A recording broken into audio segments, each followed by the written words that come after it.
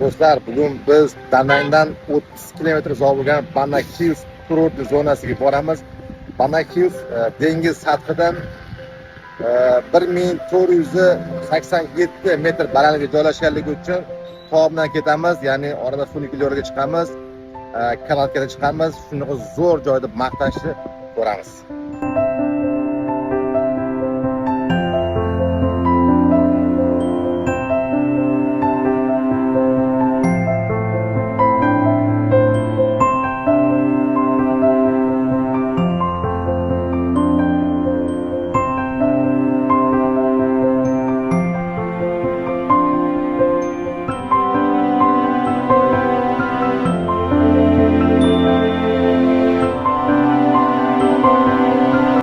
Lekin botda shunaqa ham ko'p lokatsiya bor ekan, rasmni tushirgan joy. O, вообще красота!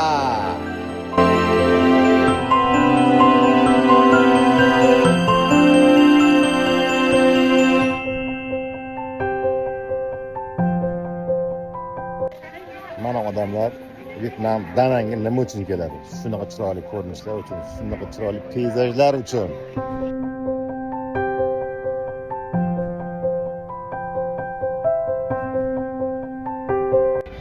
Ko'pchilik Danangga faqat bitta maqsadda keladi. Bu maqsad ham o'sha chiroyli joy ko'rish. Mana shu biz o'sha joyni topdik. Bu Danangdagi eng nomi chiqqan смотровая площадка.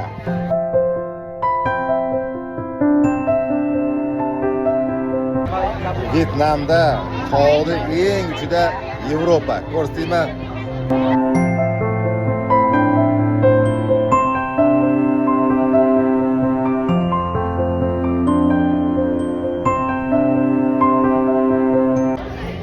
Вот это Чехия архитектурasi, Fransiya arxitekturasi, Italiya, в общем, klassikada hamma ko'rinishi bor.